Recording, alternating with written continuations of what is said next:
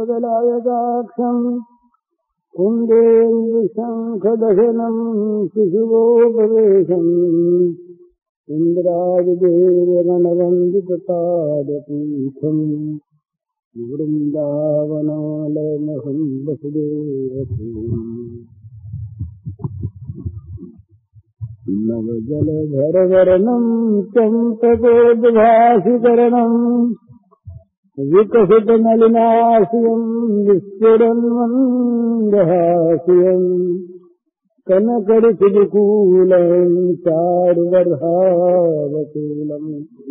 कमपि निखिलसारं नौमि गोपीकुमारम् वंशीविभूषितकरान्नवनीरदाभात् पीताम्बरादुर्मबिम्बफलाधरोष्ठात् पूर्णेन्दुसुन्दरमुखादरविन्दनेत्रात् कृष्णात् परं किमपि तत्त्वमहं न जाने।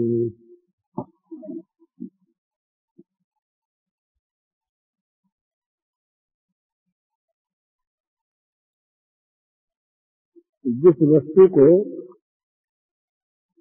प्राप्त करने के लिए मनुष्य के मन में तीव्र इच्छा होती है और जिसकी आवश्यकता का अनुभव होता है,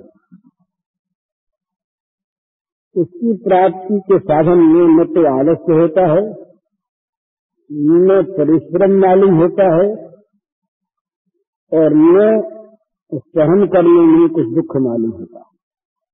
भाई प्राप्त करना है उसको, उसके बिना काम चलता ही नहीं। ये हमारा अपने जीवन का सबका अनुभव है कि जब जिस चीज की मन में तीव्र इच्छा और अनिवार्य आवश्यकता हो जाती है, तब हम जी जान से उसको प्राप्त करने के साधन में अपने आप लग जाते हैं, उपदेश की आवश्यकता नहीं है। तो इसी प्रकार से जब हमारे मन में भगवान की अनिवार्य आवश्यकता पैदा हो जाएगी और भगवान को प्राप्त करने के लिए तीव्र इच्छा उत्पन्न हो जाएगी, तब सारे काम, सारी चेष्टाएं, सारे प्रयत्न अपने आप उसी के लिए होंगे और पूरे रूप में होंगे। ये हमारा जो भगवान की तरफ आकर्षण नहीं है और हम जो इनको प्राप्त करने के लिए प्रयत्नशील नहीं हैं, उदासीन हैं अथवा अवहेलना करते हैं, इसका कारण ये है कि हमारे मन में इनको प्राप्त करने की तीव्र इच्छा नहीं उत्पन्न हुई, आवश्यकता नहीं जागी। तो सत्संग के द्वारा, सद्ग्रंथों के अध्ययन के द्वारा, महात्मा पुरुषों की, ऋषियों की वाणी का स्वाध्याय करने के द्वारा ये आवश्यकता हमारे मन में जाग उठती है। बस जरूरत है आवश्यकता को जगाने की।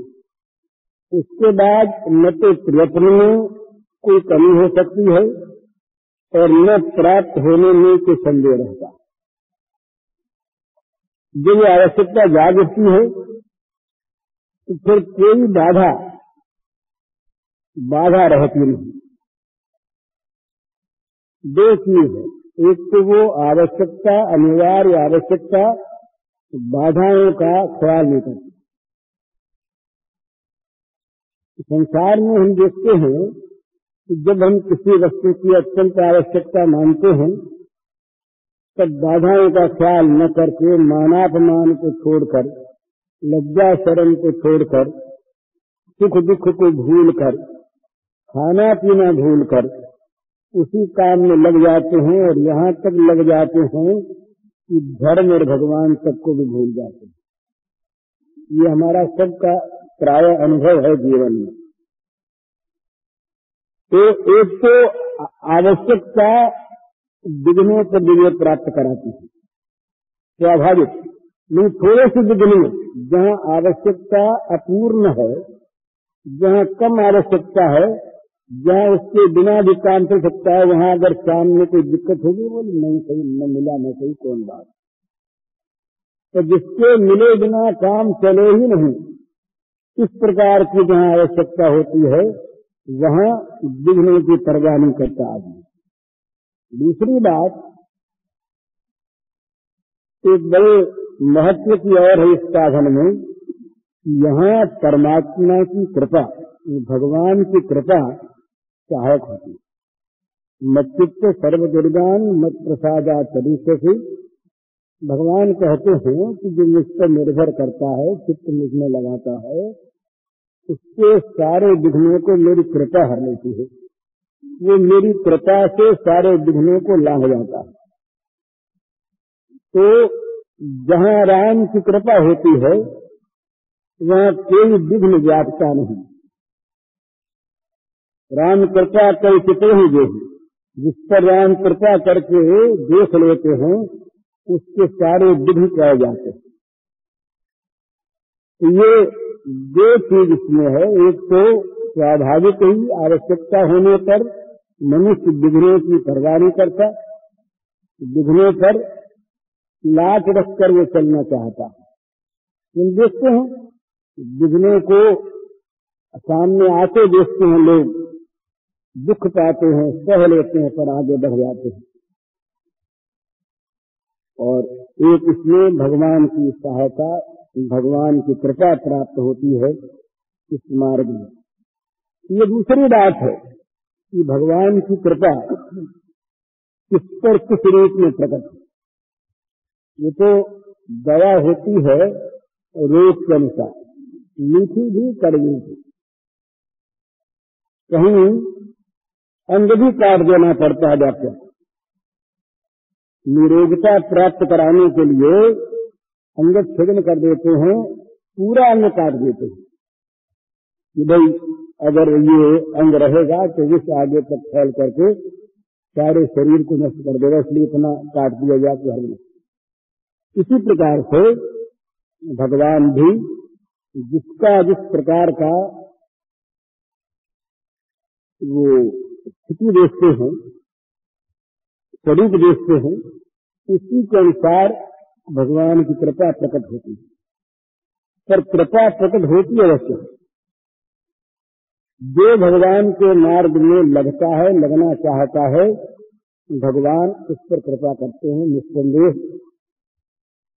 और उसका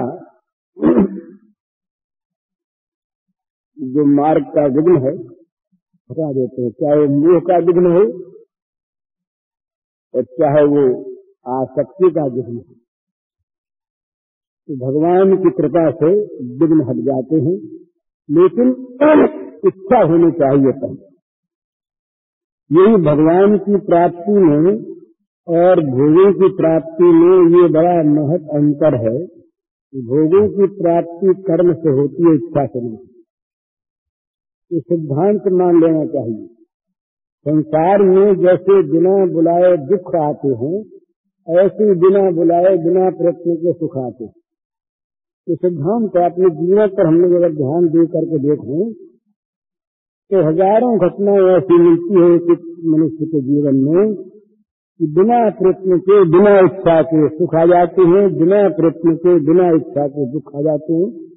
तो ये तो कुछ करना नहीं पड़ता इसके लिए। संसार में संसार की चीजें तो आने जाने वाली ऐसी आया करती हैं, जाया करती हैं। तो इसके लिए तो बस भगवान से यही कहता है भक्त, भगवान का प्रेमी के लिए इनकी तो हमको परवाह है। ये तो जैसे आने जाने वाले हैं, आते जाते चले जाए। तो ये आते तो हैं कर्म से आते, जिसका जैसा पूर्व का किया हुआ कर्म है और जिसके जिस कर्म के अनुसार जैसा विधान बन गया है, वो विधान सामने आता है। बना हुआ फिल्म का दृश्य सामने आता है, तो नई चीज प्राय नहीं। तो ये संसार के हानिलाभ तो कर्म से होते हैं। धन की इच्छा कौन नहीं करता संसार में, मान की इच्छा कौन नहीं करता, पर क्या सबको धनवान मिलते हैं क्या? जीवन भर प्रयत्न करने पर भी, विद्या बुद्धि संपन्न होने पर भी अगर वस्तु कोई नहीं मिलती तो नहीं ही मिलती, सारे प्रयत्न निष्फल हो जाते हैं। और जहाँ वस्तु प्राप्त होने को होती है वहाँ बिना इच्छा के, बिना प्रयत्न के वैसी स्थिति बन जाती है जिसमें वो चीज आ जाती है। हम समझ लेते हैं भूल से सफलता में कि हमने अपने प्रयत्न से किया, अहंकार का पोषण कर लेते हैं, और जहाँ असफलता होती है, विपरीत स्थिति प्राप्त होती है, वहाँ दुख को बुला लेते हैं। वो स्थिति तो आनी ही थी, लेकिन भगवान इच्छा से प्राप्त। हमारी इच्छा तीव्र हो जाए तो भगवान किसी कर्म के फल नहीं है, भगवान हैं, अपनी वस्तु है। इच्छा न होने से हमसे वो वस्तु छिपी हुई है, अज्ञात है। इच्छा करने पर वो वस्तु हमें तत्काल प्राप्त हो जाती, जैसी इच्छा। मंद इच्छा होगी तो देर होगी। ये सारे प्रारब्ध में लिखे भोग होते हैं, पर भगवत प्राप्ति प्रादि में नहीं लिखी होती। कोटि कोटि जन्मों के कर्म भगवान को प्राप्त करने की शुभेच्छा होते ही कट जाते, जल जाते। इसलिए भगवान की प्राप्ति के लिए कोई निश्चित काल नहीं है। जब हमारी इच्छा तीव्रतम हुई, हमारी इच्छा में अत्यंत आतुरता हो गई, उसके बिना काम नहीं चलता, बस भगवान तब स्वयं उसके लिए आतुर हो जाते हैं। और भगवान जब आतुर होते हैं तो भगवान का संकल्प और संकल्प की सिद्धि, ये दोनों साथ होते हैं। जहाँ संकल्प किया, ये जो सृष्टियाँ होती है बीच बीच में प्रलय के बाद, वहाँ क्या होता? भगवान का संकल्प होता। एको हम बहुश्यामी, एकाकी न रमते, भी अकेले से खेल होता नहीं तो बन जाए। जहाँ संकल्प हुआ बन गई। सारा संसार भगवान के संकल्प पर युद्ध है, संकल्प पर सारा प्रतिष्ठित है। भगवान का संकल्प ही जगत है, और भगवान का संकल्प छोड़ देना ही प्रलय है। तो इसलिए भगवान हैं, सर्वत्र हैं, सबके लिए हैं। तो भगवान की प्राप्ति इच्छा से होती है, कर्म से। कर्म किसमें आवश्यकता नहीं। तो जो इच्छा से होती है वो चीज मिली सहज है ना। विचार करके देखिए, हम धन के लिए, पुत्र के लिए, मान के लिए, इज्जत के लिए, स्वास्थ्य के लिए, भोगों के लिए कितनी इच्छा करते हैं, बार बार इच्छा करते हैं, पर हमारी इच्छा सफल अगर नहीं होती, नहीं होने को होती तो नहीं होती। और हम देखते हैं कि हमसे जो विद्या बुद्धि में कम है, जिनका प्रयत्न भी बहुत कम है, ऐसे लोग इन वस्तुओं को पा लेते हैं। तो ये भगवान के यहाँ न्याय में कमी नहीं, ये न्याय ही से ऐसा होता है कि उनके पूर्व कर्म इस प्रकार के हैं, जिनका प्रारब्ध अभी उन्हें अमुक प्रकार के फल दे रहा है। तो भगवान की प्राप्ति में इच्छा ही कारण है, कर्म कारण नहीं। इसलिए जो कुछ भी देर है इच्छा होने में है, इच्छा होती क्यों नहीं? इसलिए कि हमारे अंदर एक मोह बैठा है, वो जगत के भोगों में तो हमें आनंद दिखलाता है और भगवान की तरफ से उपेक्षा करवाता है। ये मोह, बस इस मोह के नाश के लिए ही सारी साधना है। निरंतर आदमी मोह के नाश के लिए प्रयत्न करे, सावधान रहे और अपने मन को, अपनी बुद्धि को जहाँ तक बने भगवान से लगाए रखने का प्रयत्न करे तो मोह मिट जाता है। और मोह मिटने में प्रधान उपाय बताया है शास्त्रों ने सत्संग। सत का संग, सत्पुरुषों का, सद्ग्रंथों का, सद्भावों का, सद्विचारों का, सदाचरण का, जहाँ जहाँ सत है, जहाँ जहाँ भगवान है, वहाँ वहाँ उस वस्तु का संग करने से चित्त के मल का नाश होता है, पर्दा हटता है मोह का, और भगवान की महत्ता सामने आती है। महत्ता सामने आने पर तो फिर मनुष्य वो मानता नहीं, फिर उसका मन नहीं मानता। ये हमारे निकुंज लीला में आती है बातें ऐसी बड़ी सुंदर। वो गोपियों के भावों को देखकर कोई नई गोपी आती है, वो कहती है कि भाई ये पागलपन क्यों सवार हो गया। तो वो पुरानी गोपी कहती है कि तुमने अब तक मुरली की धुनी सुनी नहीं, जिससे सुन लेगी, जहाँ वो ध्वनि कान में पड़ जाएगी, फिर तुम ऐसी बात नहीं कह सके। और कहीं वो देख लिया तब तो फिर कुछ कहने सुनने की बात ही नहीं। वो श्यामा जी ने कहा कि जिनका नाम सुनने से दशा हो गई, श्रवण गई, जीवन की वृत्ति बन गई, उसका स्वरूप तो न मालूम कैसा है। तो ये तत्व है भगवान के संबंध में। सत्संग में महात्माओं के द्वारा, सद्ग्रंथों के द्वारा यदि हमारे मन में कभी उनकी झांकी हो जाए, ध्यान में ही वास्तविक झांकी, तो हमारे मन को वो झांकी खींच लेती है। वो एक शहर है, वो कहते हैं दीदार दिल विदा का दीदार कह कहा, दीदार दिल विदा का दीदार कह कहा है, देखा जो उस तरफ तो उस तरफ कहाँ। जहाँ उस तरफ देख लिया, उस दीदार की जरा से झांकी हो गई, उसके बाद तो वो यहाँ के सब चीजें ठीक से मालूम होने लगती है। तो भगवान की प्राप्ति में इच्छा कारण है और इच्छा में विघ्न है हमारा विषय मोह। कल अपनी बात हुई थी, दोनों स्तर हैं ठीक, उत्थान के भी और पतन के भी। पतन जल्दी होता है हम लोगों का, उत्थान तो इससे जल्दी होता है। क्यों होता है कि उत्थान में भगवान की सहायता होती है, पतन में भगवान सहायक नहीं होते। पतन तो प्रकृति से होता है और उत्थान भगवान की कृपा से होता है। तो जब तक भगवान की कृपा का अवलंबन नहीं है, जब तक भगवान का आश्रय नहीं है, तब तक मनुष्य प्रकृति के साथ मिला हुआ है। और प्रकृति जो है ये स्वाभाविक अधोगामिनी है। प्रकृति का स्वभाव है नीचे की ओर जाना। सत्वगुण में बढ़ा हुआ पुरुष भी अगर प्रकृति पर अपने को छोड़ देता, उसका सत्य विमुखी होगा और विमुखी होगा और वो तमोमय बन जाएगा। तो जब तक मनुष्य भगवान का आश्रय नहीं करता, प्रकृति के आश्रय में रहता है, चाहे वो विभिन्न प्रकार की बलवती प्रकृति हो, भगवान से भिन्न जो प्रकृति है, शक्ति है, वो शक्ति शून्य है। जब तक भगवान से मिली हुई शक्ति है, तब तक तो वो शक्ति शक्तिमती है। और जब वो भगवान से विच्छिन्न है, तब वो शक्ति में कुछ नहीं रहता। ये नियम है।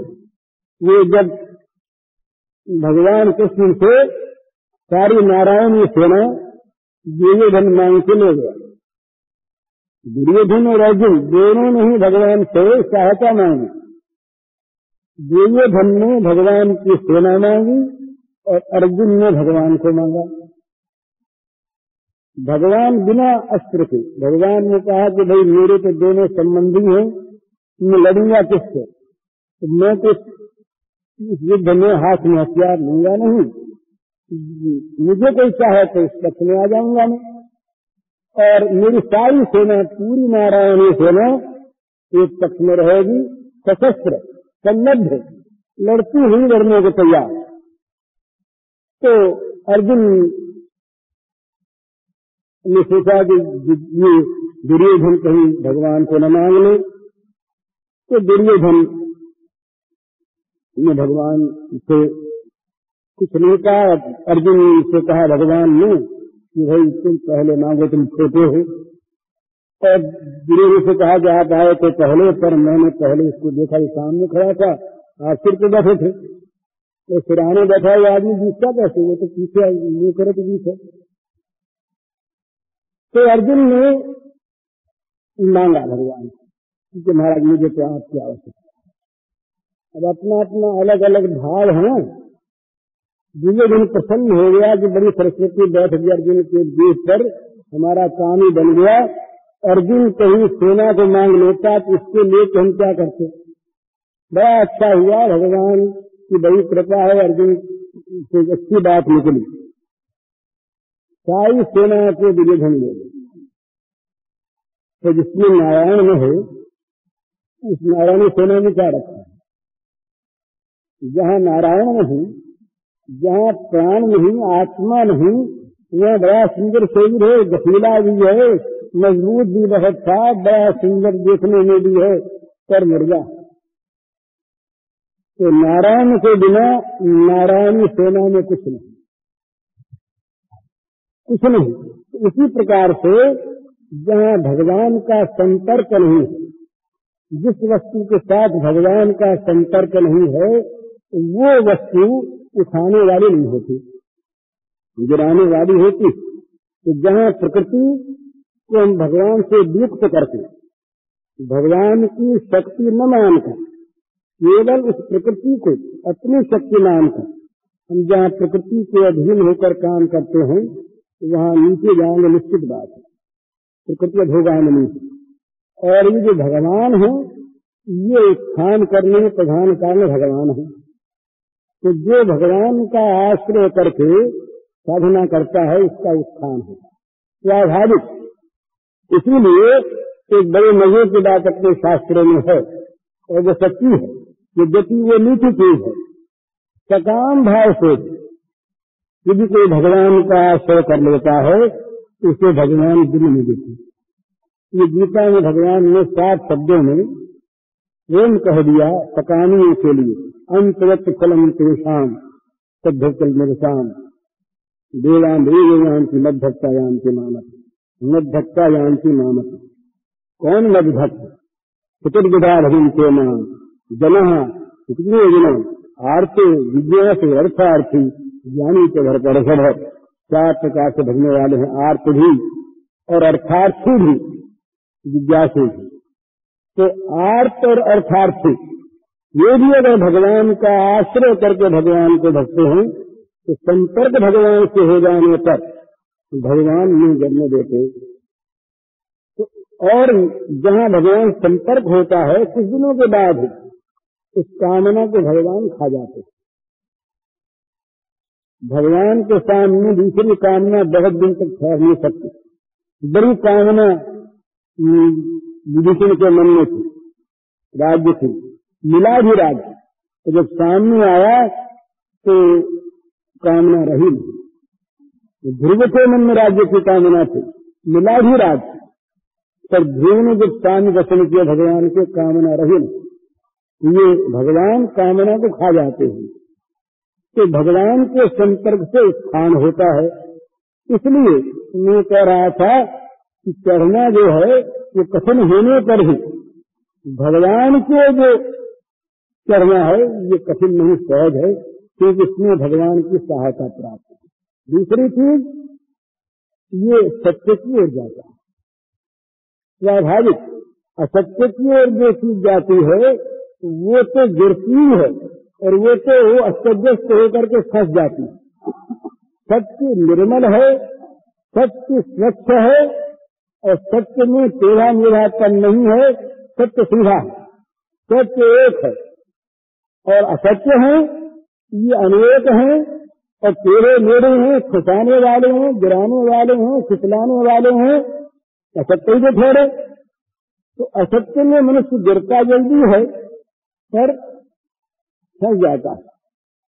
और सत्य में यदि देर भी हो तब भी वो सत्य जो है ये आगे जाकर के निर्मलता मिल जाएगा, सीधे मिल जाएगा, कोई फसावट रहेगी नहीं, ये निर्द्वंद हो जाएगा।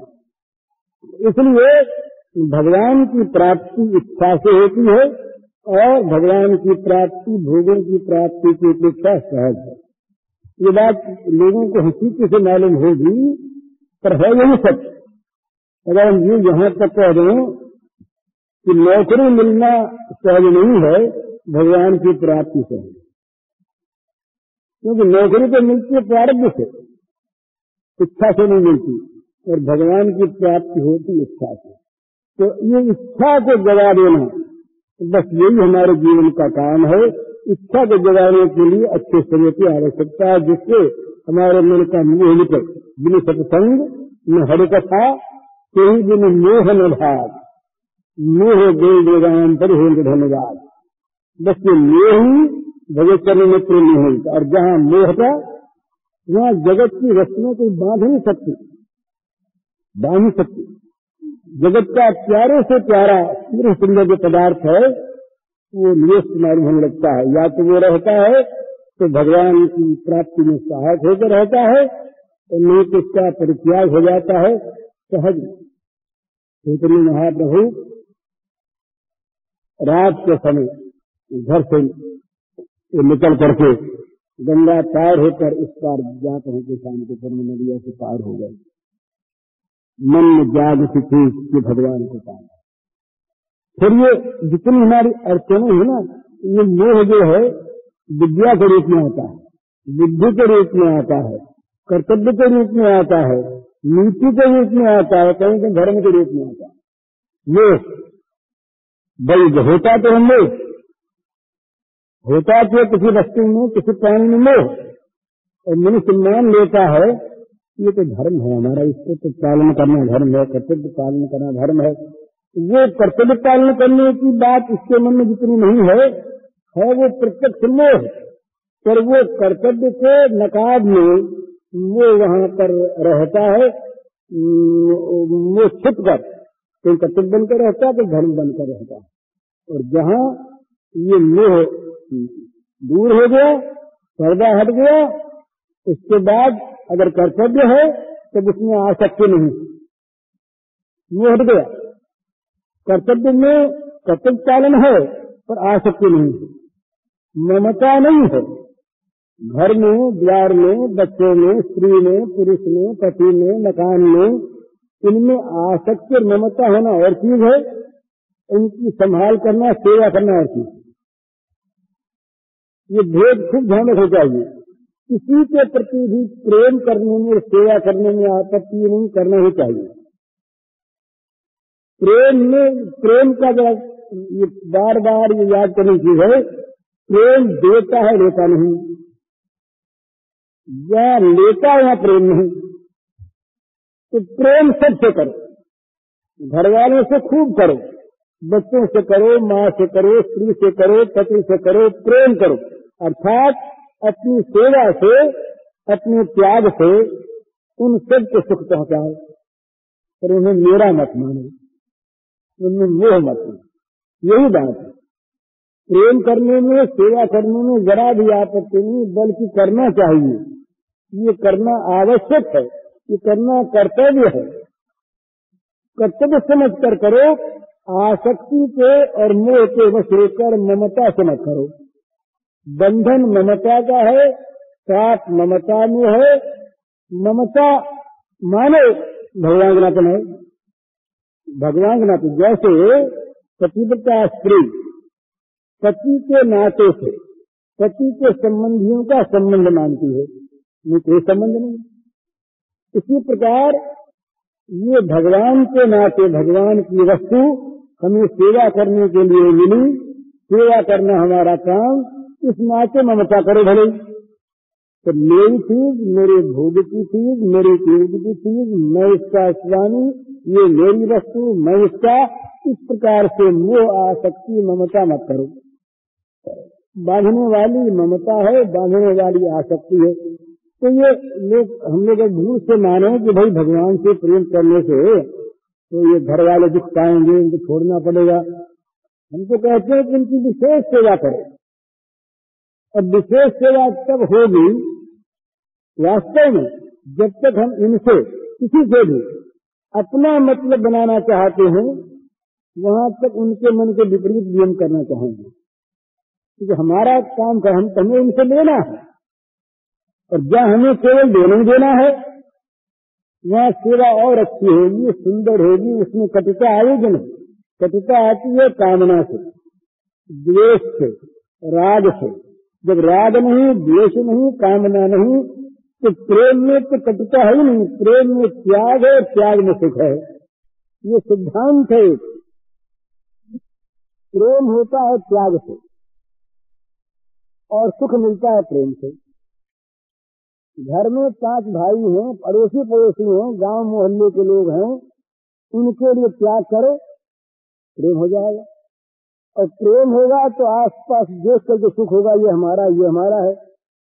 और त्याग न करके उनसे छीनना चाहो तो द्वेष होगा, द्वेष होगा तो पुलिस से भी भय लगेगा, शंका हुई कोई रात को आगे लूट न ले, मार न दे। स्वाभाविक त्याग से प्रेम और प्रेम से सुख। तो यदि हम घर वालों के लिए, गांव के लिए, देश के लिए, विश्व के लिए, प्राणी मात्र के लिए हम त्याग करें तो प्रेम होगा, प्रेम होगा सुख बढ़ेगा, पर वो सुख बांधेगा नहीं। ममता का सुख, इंद्रिय भोग का सुख ये बांधता है। तो चैतन्य महाप्रभु ने बताया, निजेंद्रिय प्रीति इच्छा कारणाम काम। अपने इंद्रियों को तृप्त करने की जो इच्छा दूसरों से, इसका नाम काम है। कैसे हम प्रेम कह दें, इससे हमारा बड़ा प्रेम है, क्यों हमारे बड़ा काम आता है। तो उसमें चाहे प्रेम हो, तुम में प्रेम नहीं है, तुमने तो काम है, काम आते इसलिए प्रेम है ना। अगर काम ना आए तो प्रेम नहीं। तो ये प्रेम कहाँ, ये तो काम है, स्वार्थ है। जहाँ हम सुख चाहते दूसरे से, इसका नाम काम। और जहाँ दूसरे को हम सुख देते हैं अपना सुख न चाहकर, इसका नाम प्रेम। ये चाहे घर में घटा लें, चाहे परिवार में, चाहे देश में, चाहे विश्व में, चाहे संसार में, कहीं पर भी। इसलिए असली प्रेम भगवान में होता है, तो भगवान ही विश्व रूप है। तो प्रेम करने में जरा भी आपत्ति नहीं, सेवा करने में जरा भी आपत्ति नहीं, लेकिन त्याग हो जाएगा अपने आप। जहाँ भगवान के लिए हमारे मन में इच्छा उत्पन्न हुई, भगवान की महत्ता ध्यान में आई, मोह मिटा, मोह मुक्ति, ममता चली जाएगी। मोह मिटा के ममता गई, फिर ममता होगी भगवान से। तुलसी ममता राम सो समता सब संसार, राग न रोष न दोष दुख, दास भय भवता। ममता तो राम से, तो जगत के द्वंद्वों में समता, सुख दुख में, हानि लाभ में, जय पराजय में, मिलने बिछुड़ने में, जन्म मृत्यु में, इनमें समता। तो क्या होगा, न राग रहेगा न द्वेष रहेगा। राग द्वेष नहीं रहा तो द्वेष नहीं रहेगा, पाप नहीं होगा, पाप नहीं होगा दुख नहीं रहेगा। तुलसी ममता राम सो समता सब संसार, राग न रोष, राग द्वेष नहीं, न दोष दुख, तो दोष पाप नहीं और दुख नहीं, दास भय भवता। तो ये ममता राम से करे, समता जगत में करे। जगत में ममता वाला समता नहीं कर सकता, ये मेरा तो ये पराया, इसके सुख के लिए वो चाहे दुखी हो जाए, समता नहीं रहेगी। समता रहेगी राम ने ममता करने से, यहाँ समता आ जाएगी। यहाँ समता आई कि पार हो गए। तो भगवान के लिए चित्त में जब प्रबल इच्छा उत्पन्न हो जाती है, तब ये मोह अपने आप टूट जाता है। मोह रहता नहीं, मोह के बंधन को जो हम विराग के द्वारा तोड़ते हैं, वो भी तोड़ना है, बड़ा सुंदर, वो भी एक तरीका है। पर भगवत प्रेम के द्वारा इस मोह को तोड़ दें, ये सुंदर तरीका है। और दो तरीके हैं, एक यहाँ दुख दोष देश देश करके मन हटाना, और एक परम सुंदर में मन लगने पर यहाँ का मन हट जाना। स्वाभाविक वहाँ राग में विराग है, ये गोपांगनाओं में सब चीजें हैं, घर द्वार सब है, गहना कपड़ा सब है, तो इतना विराग है कि गहने कपड़े की कोई चीज है नहीं, परवाही नहीं है। वो तो केवल कुछ सुधार से उनका उपयोग करती हैं, अपने लिए नहीं करती, ये महत्ता है।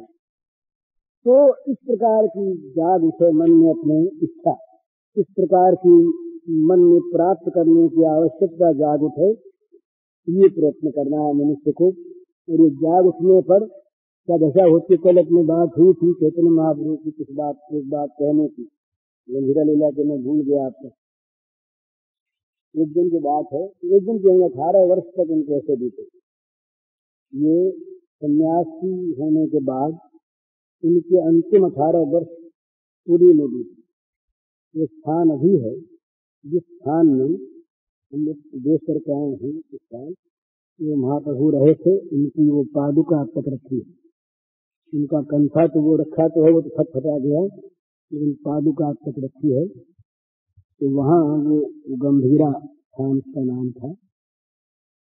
ये क्या दशा थी महाराज कि दिन भर इनका कट जाता था। ये पहले जब 18 गधेलेरा में प्रवेश करने के पहले की गई, दिन भर इनका चर्चा में बीतता था, किसी की चर्चा करती। ये बहुत आवश्यक है भला, जब तक हमें जगत की चर्चा सुहाती है, जब तक हमें जगत की चर्चा में रस आता है, जगत की चर्चा में हमारा मन खिंचता है, आकर्षित होता है, तब तक समझना चाहिए कि भगवान में हमारा प्रेम नहीं।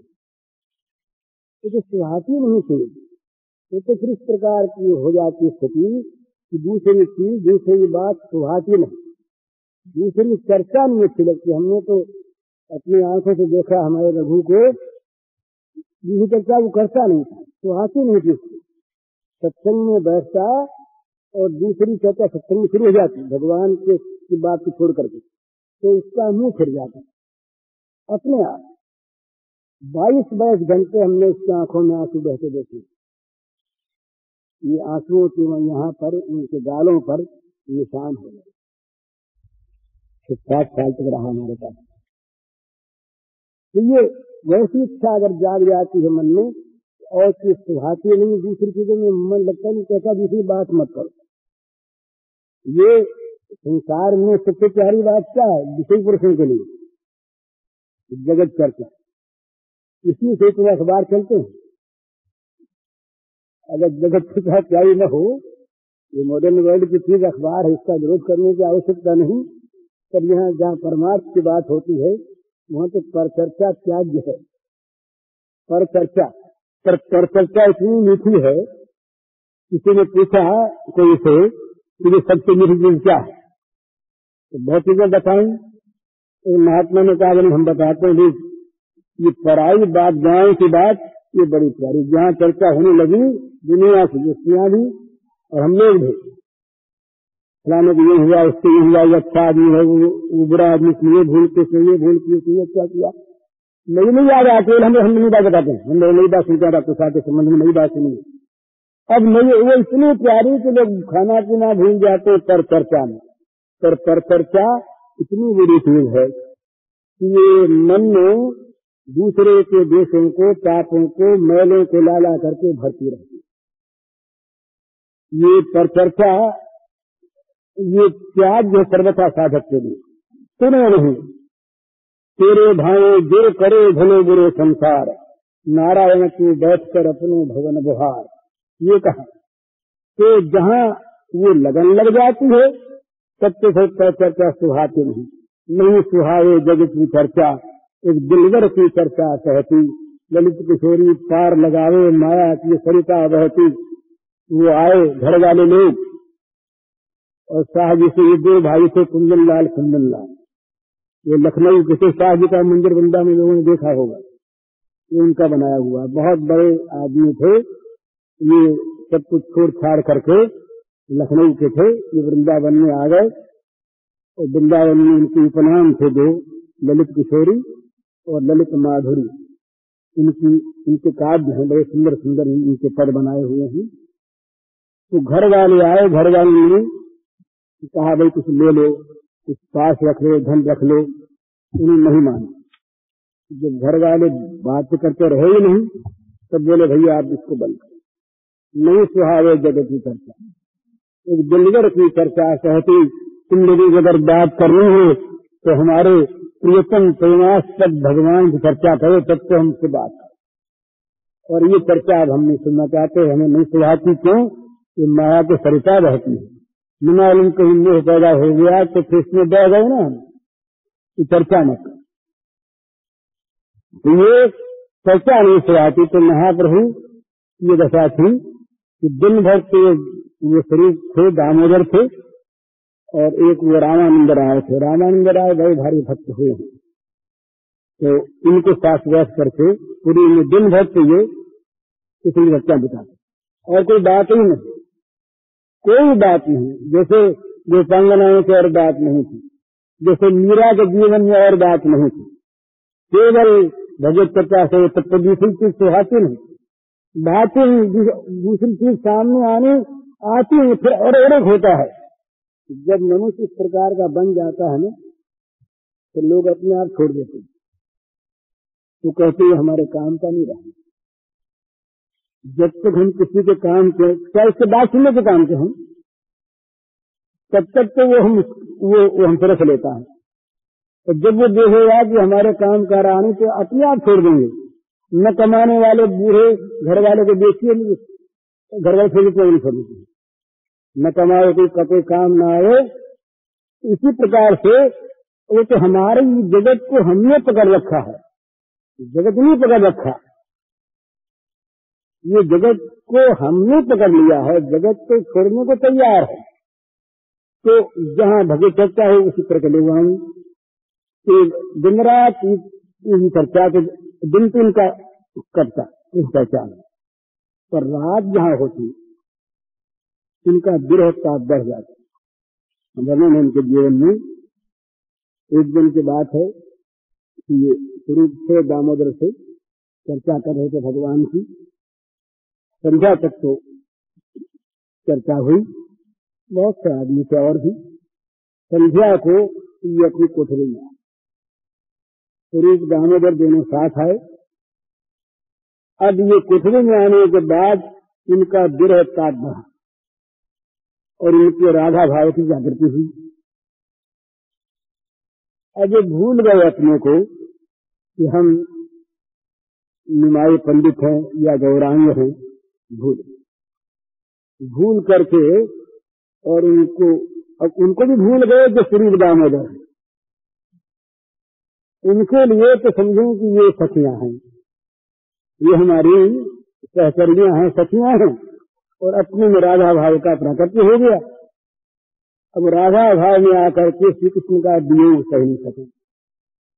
विरह का ताप जो है ये अत्यंत प्रबल हो गया और वो कहने लगे, सखियों कहाँ गए श्याम सुंदर, कितनी देर में आएंगे, कब आएंगे। वो बेचारे वो तो होश में थे, कब आएंगे।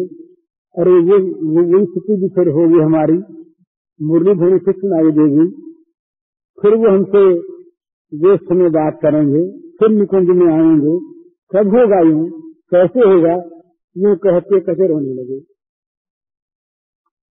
अब वो इतना रोने लगे कि बस वो दूसरे आदमी में आ जाए, जैसे कोई वास्तव में, और वास्तव में ये तो हम लोगों के लिए हम कह सकते हैं वो होश नहीं थे, पूरा होश तो यही होता है।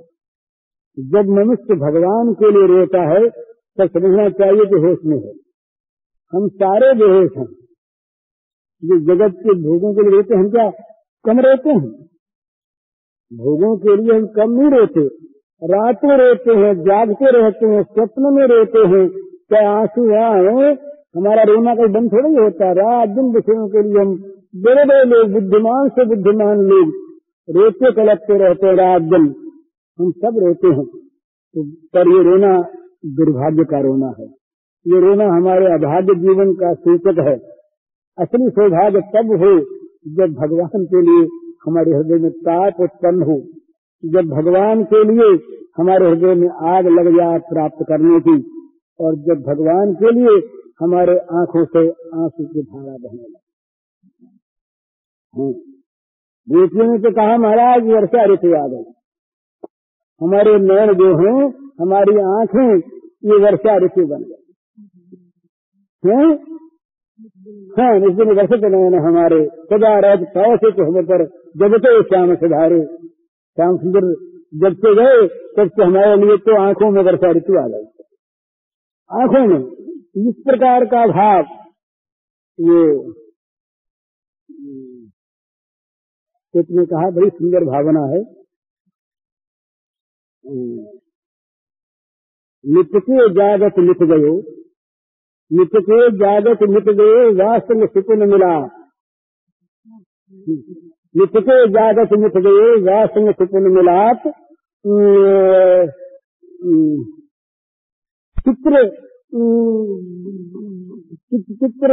सहू में लगे आंखों आंसू का। भाई स्वप्न में कहीं श्याम सुंदर के दर्शन होते थे, वो तो रात भर उनके लिए नींद नहीं आती, तो मिलना बंद हो गया। लेकिन चित्र सामने आ जाता है तो आंसू की धारा बढ़ने लगती है, चित्र दिखता नहीं।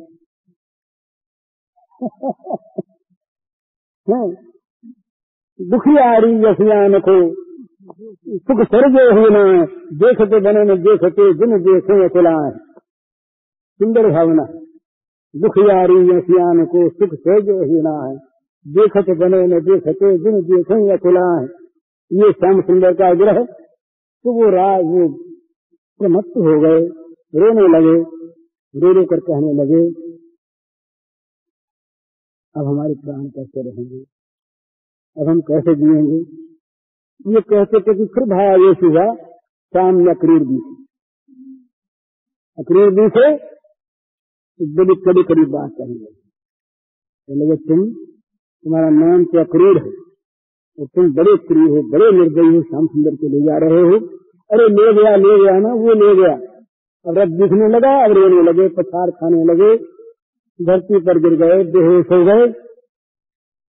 फिर जागे, फिर जा करके बोले कि भाई इसमें अक्रूर का दोष क्या है।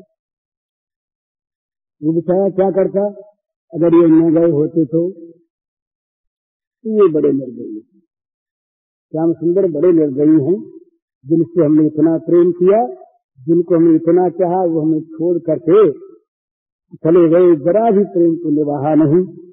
हम मर जाए इनको क्या परवाह है, हमारे प्राण घातक हैं वो। यूं कैसे रोने लगे। इसके बाद भाव बदला, उनका क्या दोष है, वो तो प्रेमाधीन थे ही, वो तो यहाँ पर थे ही, हमारा दुर्भाग्य, हमारे मंद भाग्य नहीं, उनका विषय कर दिया। इस प्रकार कहते कहते जब बहुत और आधी रात बीत गई, तो शहीद गांव में सोचा जब इनको उठा करके खुला में तो उठा करके दोनों हाथ पे अंदर ले गए, गंभीरा में वहां कोठरी में ले जा करके इनको सुला दिया, कहा सो जा। ये दामोदर थे, प्रेम से डांटते, इनसे डरते थे महात्मा, प्रेम से सो जाओ, तब जाके रहोगे। लक्ष्य सोता हूँ रह गए अंदर। ये बाहर आए, अंदर से फिर सुनाई दिया, सोचा सोए नहीं, तो दामोदर ने फिर अंदर जाकर के डांटा, सोए नहीं अब तक, तुम्हारा तो क्या बिगड़ता है, हम लोग बीमार हो जाएंगे जाके जाके। अच्छा सोता हूँ, अच्छा सोता हूँ। फिर सो गए, आवाज नहीं आई, डर के मारे। पहले जब होश आया तब तो बोले नहीं, थोड़ी देर के बाद जैसे कोई बेहोश आदमी गो गो गो करता है, ऐसी आवाज। एक बार जागे थे बेचारे, उनके नींद कहाँ थी, देखा तो अंदर जा रहे हैं। तो अंदर जाकर के देखा, बड़ी अवस्था, यहाँ घाव हो गया है, यहाँ चोट लग गई है, यहाँ चोट लग गई है, नाक को चोट लग गई है, खून बह रहा है। दामोदर ने कहा ये क्या किया तुमने, होश नहीं था पहले तो। जब होश आया तब बोले कि दामोदर क्या करूं, मुझे ऐसा दिखाई दिया कि श्याम सुंदर बाहर खड़े हैं और मुझे पुकार के बुला रहे हैं। तो मैं ठहर नहीं सका, अंधेरा था, मैं किवाड़ खोजने लगा, किवाड़ कहीं नहीं मिले, दीवार से टकरा गया, दीवार से नाक टकरा गया, इनमें घाव हो गया, इनमें खून आने लगा, मुझे पता नहीं कुछ भी। इस प्रकार से ये दशा उनकी 18 साल तक, 18 साल तक वो स्वरूप में रहे। वो अभी मिलते राधा भाव में, राधा भाव में जो त्रैवैचित्य होता है ना, त्रैवैचित्य की दशा एक होती है, प्राप्त है पर अप्राप्ति का वहम होता है। पास में है तो मालूम होता है कि चले गए, अब कहाँ चले गए, कहाँ चले गए, कहाँ चले गए, क्यों चले गए। इस प्रकार से वो दारुण दशा होती है। और वो प्रेमी होता, वो खड़े खड़े सामने मधुर मधुर हंसते हैं, कभी ऐसा भाव होता है प्रेम वैचित्र में कि स्वयं एक दिन की बात है कि अपने मन में बैठी बैठी सोच रही थी राधा जी कृष्ण के बारे में और भूल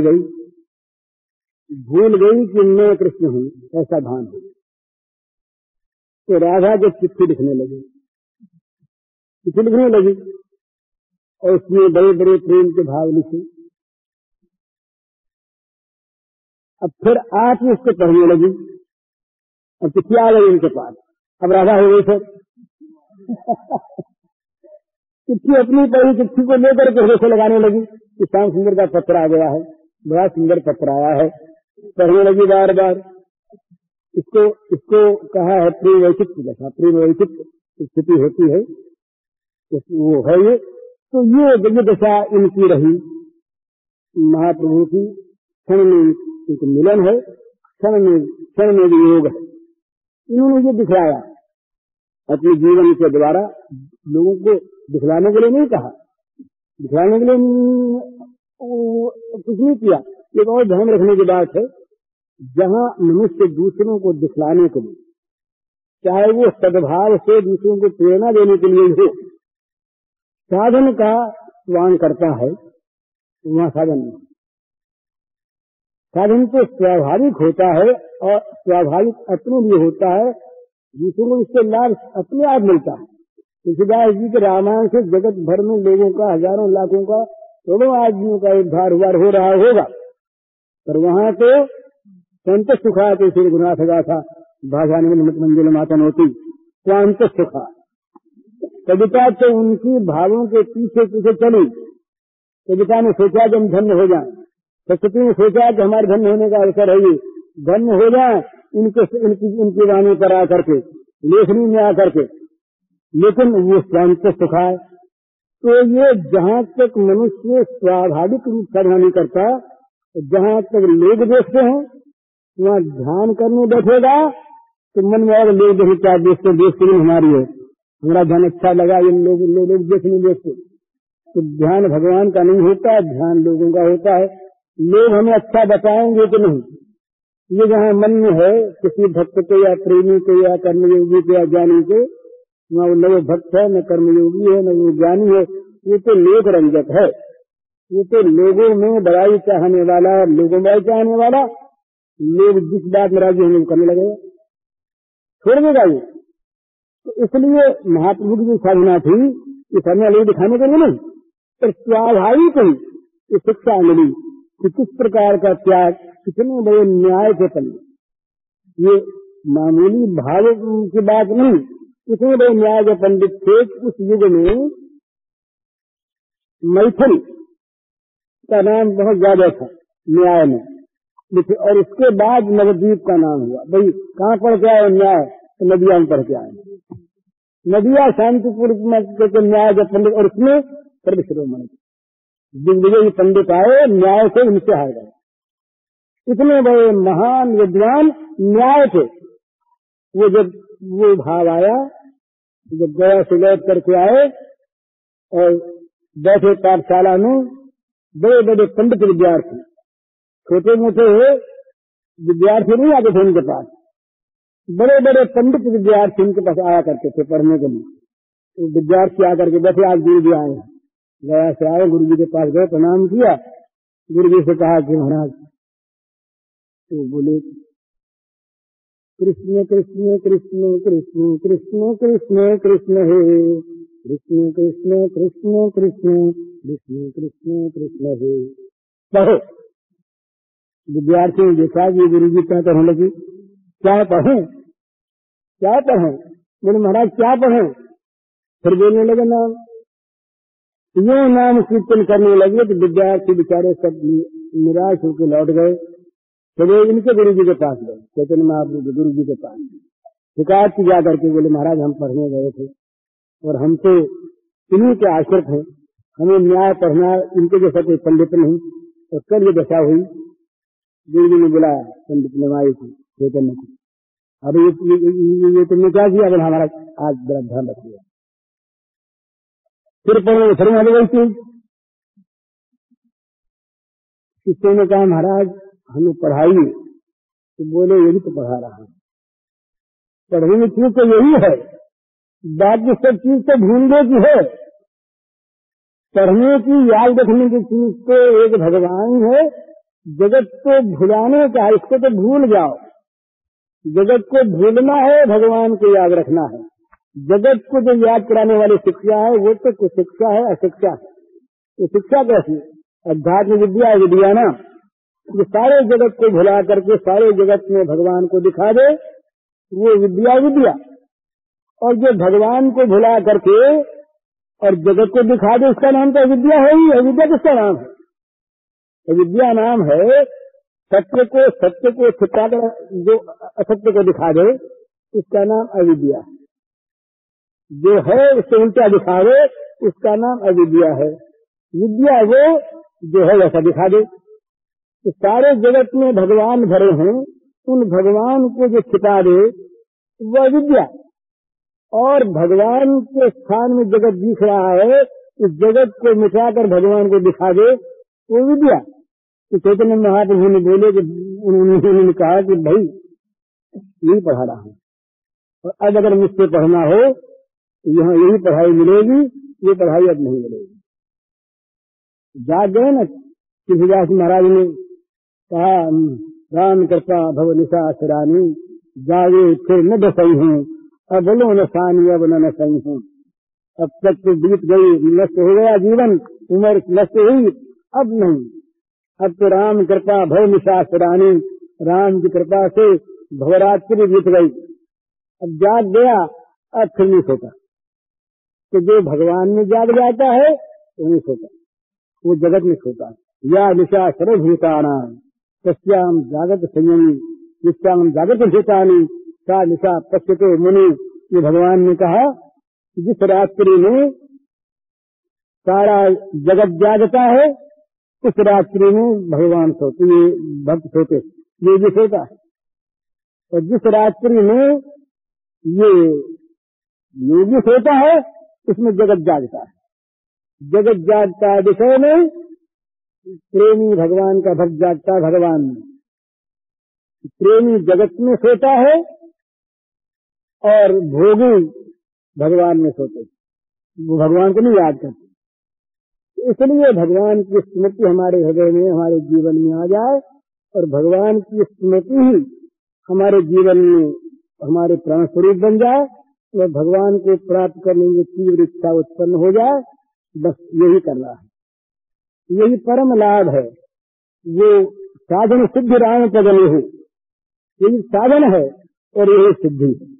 भगवत चरण में प्रेम ही सिद्धि, और भगवत चरण का प्रेम प्राप्त कर लेना ही इस सिद्धि का साधन। तो पहले वो होता है कल्पना से, फिर वस्तु स्थिति हो जाती है।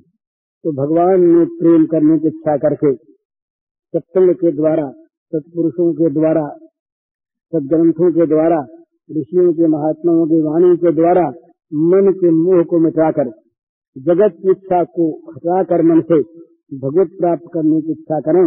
इच्छा जब जाग जाएगी, फिर अपने आप सारे बंधन कट जाएंगे, अपने आप जगत फीका दिखने लगेगा उनके बिना।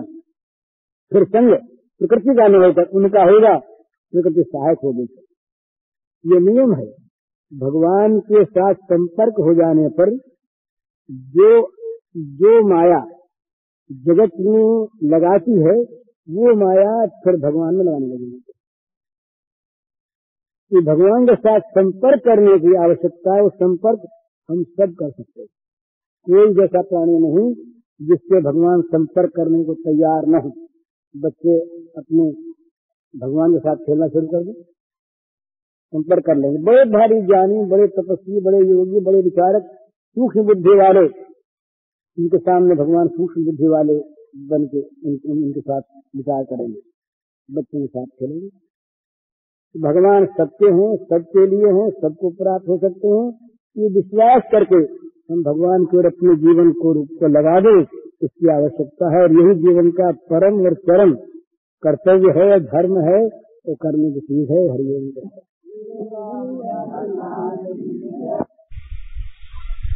पूज्य श्री भाई जी के इस प्रवचन का शीर्षक है तीव्र इच्छा से भगवत प्राप्ति, इसका कैसेट संख्या है 144।